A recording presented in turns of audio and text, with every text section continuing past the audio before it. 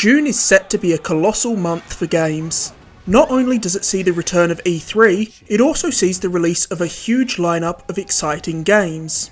I'm planning to put out a video like this each month going forward, so if you enjoy this video, make sure to subscribe to see more. Now, we've got a lot of games to get through, so let's jump right into it. Virtua Fighter 5 Ultimate Showdown is a remake of the 2006 fighting game that features an assortment of updates. Ultimate Showdown is built in Yakuza's Dragon engine, so it's a pretty noticeable step up visually from the PS3 version. Among Final Showdown's new features are additional music and an expanded online suite. Virtua Fighter 5 was the last game in the series to date, so I'm curious if Sega are re-releasing it to gauge interest in the franchise to determine if it's worth making a Virtua Fighter 6. It's worth noting that this game launched as a free PS Plus game, so if you're a subscriber, you can grab it right now. I've only dipped my toes into Ultimate Showdown so far, but I'm definitely looking forward to playing more, even if it does have one of the worst trophy lists I've ever seen. Griftlands is a roguelike card game from Clay Entertainment. Something that separates Griftlands from similar games is its focus on story, with you engaging in conversations with characters with a dialogue tree between matches. While card games aren't usually my thing, this one has definitely piqued my interest as it's from the same team that developed Mark of the Ninja and Don't Starve.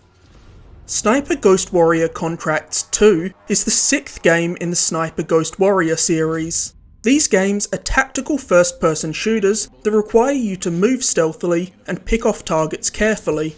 Contracts 2 is throwing in some new mechanics like extreme long-range sniping that sees you taking out enemies that are over 1,000 meters away. Despite receiving mixed reviews from critics, the franchise has developed a strong cult following and become something of a sales success, with the 6 prior games combined selling over 11 million copies. One of June's biggest releases is Final Fantasy VII Remake Intergrade. This is an upgraded and expanded version of Final Fantasy VII Remake for PS5. Intergrade offers new boss battles, improved lighting, textures and backgrounds, as well as faster loading and haptic feedback. It also sees the addition of a photo mode that I know I'm going to end up wasting a lot of time with. But the biggest and most exciting aspect of Intergrade is no doubt the episode intermission DLC that you'll only be able to experience in this version of Final Fantasy VII Remake. This expansion sees you playing as fan favourite character Yuffie as she infiltrates the Shinra Corporation to steal a special materia. Final Fantasy VII Remake was one of my favourite games of 2020, so I'm definitely going to be checking this one out day one. It's been way too long since there's been a new Ninja Gaiden game. In fact, the series has been dormant since 2014 when Yaiba Ninja Gaiden Z, which is a game we don't talk about, was released. I'm a huge Ninja Gaiden fan, and I've been waiting with bated breath to see the series return, so I'm stoked for this collection. While the Ninja Gaiden series dates back to the NES, it's really the series of 3D games that started with 2004's gruelingly difficult Ninja Gaiden reboot that people think of when discussing the series, and it's that trilogy of games that's getting re-released here. The Ninja Gaiden Master Collection bundles together Ninja Gaiden Sigma, Ninja Gaiden Sigma 2, and Ninja Gaiden 3 Razor's Edge. The first 2 games are still 2 of the best character action games of all time, and don't sleep on Razor's Edge. The original release of Ninja Gaiden 3 was absolute trash, but the updated version that released a year later, Razor's Edge, was a huge improvement. While it's not on the same level as the first 2 games, it's still totally worth playing. While I wish they'd included Ninja Gaiden Black instead of Sigma, Sigma is still a great version of Ninja Gaiden, and I'm looking forward to replaying all 3 of these games. Hopefully, if this collection sells well, it'll give Koei Tecmo the push they need to finally greenlight Ninja Gaiden 4. Game Builder Garage is an educational tool that aims to teach players some simple programming. In it, you'll be building your own games that you can then share with other players. Game creation tools can be pretty overwhelming for newcomers, and this seems like a more accessible way for amateurs to get their foot in the door and learn the basics. Game Builder Garage also features 7 built-in games that are intended to help players understand some of the core principles of game design. Interestingly, Game Builder Garage also lets you plug in a USB mouse to your Switch to make the interface more manageable. Game Builder Garage almost feels like a simpler and more accessible version of Dreams, and it may very well inspire future game developers by igniting their interest in game creation and offering them more digestible tools than we usually see in this type of experience. On June 11th, we'll be getting the first big fighting game of the year with Guilty Gear Strive. Arc System Works have made some of the best looking games of the past few years, with games like Dragon Ball FighterZ and Grand Blue Fantasy Versus, and this game looks every bit as gorgeous as their other recent titles. While it's never reached the level of popularity of other fighting games like Street Fighter or Mortal Kombat, Guilty Gear has developed a huge cult following over the years who are extremely passionate about these games. Strive is massively overhauling the mechanics of the Guilty Gear series with new features like stage transitions. Arc System Works are also attempting to make Guilty Gear Strive a game that's simultaneously appealing to hardcore fans and less intimidating to new players than previous games have been, which is a tough thing to balance. I played so much Dragon Ball FighterZ a couple of years back, and I've been craving a good fighting game lately, so I'm definitely going to be giving Strive a shot. Ratchet & Clank Rift Apart is the 16th game in the franchise, and it takes place after the events of 2013's Ratchet & Clank Into the Nexus.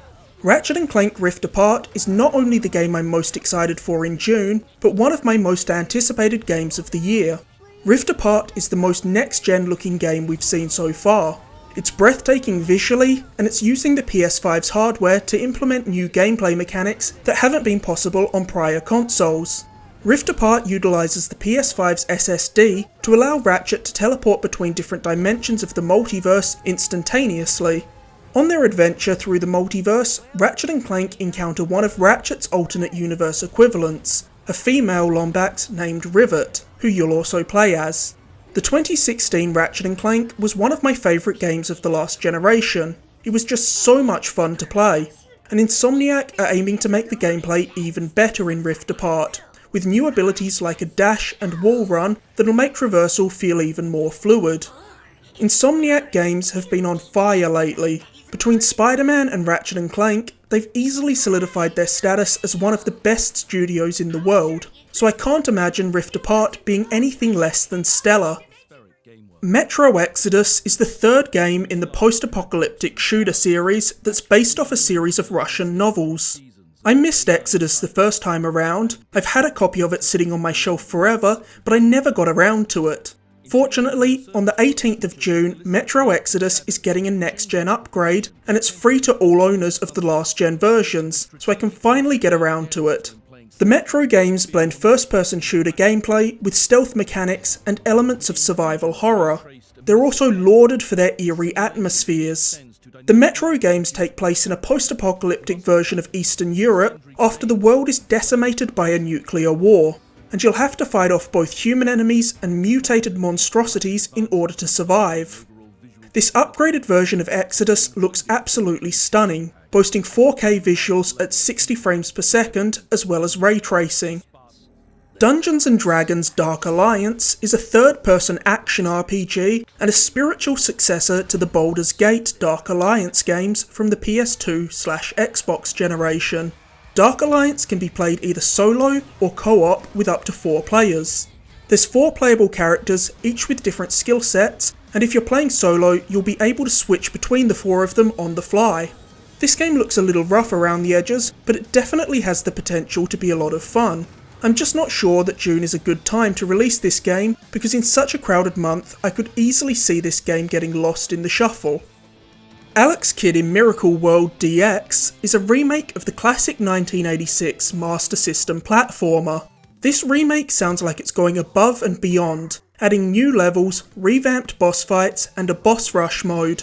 The visuals have also been remade from the ground up. I really like the new visuals, but if you're not into the new graphics, you're able to switch back to the classic visuals at any time with the press of a button.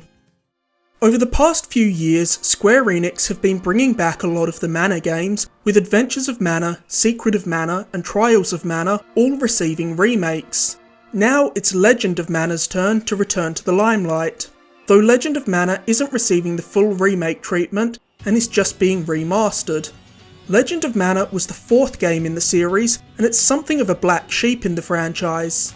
Originally releasing on PS1, Legend of Mana deviated greatly from prior Mana games, making it a very polarising title among fans. While it was praised for its beautiful hand-drawn visuals, it also introduced something called the Landmake system, which saw players placing artifacts on a map that would build the world as you went, making the game entirely non-linear. Unfortunately, this also meant that Legends of Mana didn't have a focused overarching story, instead being strung together by a series of largely unrelated quests, which a lot of players think makes the game feel disjointed and messy. At the very least, Legend of Mana is a unique and fascinating game, and it's cool more people will be able to experience it. Mario Golf Super Rush is one of my most anticipated Switch games of the year. I have a weird love for cartoony golf games like Mario Golf and Everybody's Golf, despite the fact that I couldn't give less of a shit about golf in the real world.